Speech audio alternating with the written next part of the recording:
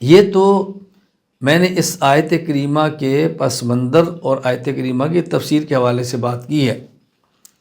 اگر آپ اس فتنہ کے مفہوم کو عام کریں تو میں گزارش یہ کرتا ہوں کہ اس قدر فتنے موجود ہیں، ہم ان فتنوں سے خود بھی نہیں بچتے اور ہم ان خود فتنوں سے دوسروں کو بچانے کی فکر بھی نہیں کرتے۔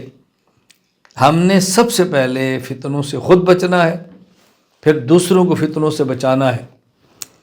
فتنوں کی ایک طویل فہرست ہے، میں اس فہرست کو گنوا بھی نہیں سکتا کہ کتنے فتنے ہر دور میں موجود ہوتے ہیں، آج کے دور میں بھی ہیں۔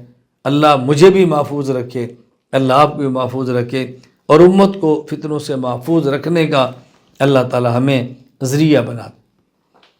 اس دور کے فتنوں میں سے سب سے بڑا فتنہ وہ ایک فکری اور اعتقادی فتنہ ہے کہ غلط راہ پہ لوگ چل پڑے ہیں، غلط نظریات عام کیے جا رہے ہیں، دین پر شکوک و شبہات پیدا کیے جا رہے ہیں، شریعت سے دور کرنے کے لیے وساوس کو پھیلایا جا رہا ہے، رسالت محمد صلی اللہ علیہ وسلم پر ایمان لانے سے ہٹانے کے لیے پیغمبروں تک کی زندگی کو مشکوک بنانے کی لا حاصل لا یعنی اور بیہودہ کوشش کی جا رہی ہے۔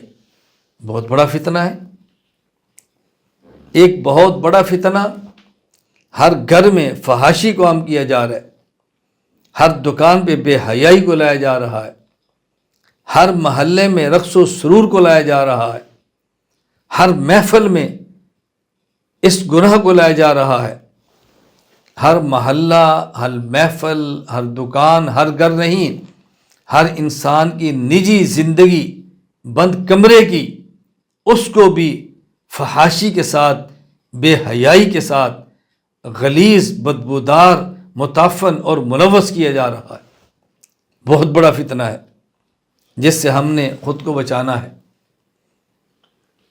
اور ایک بہت بڑا فتنہ یہ بھی ہے کہ ہم سنی سنائی بات کو کہہ دیتے ہیں، ہم سنی سنائی بات کو کہہ دیتے ہیں، کہیں سے کلپ آیا، تحقیق نہیں کرنی، آگے، کہیں سے حدیث آئی، حوالہ نہیں پوچھنا، آگے، کہیں سے مسئلہ آیا، غلط ہے یا ٹھیک پتہ نہیں، آگے، ہر بات کو آگے پھیلاتے ہیں، ہر سنی سنائی بات کو آگے پھیلاتے ہیں، ہر غلط خبر کو پھیلا دیتے ہیں۔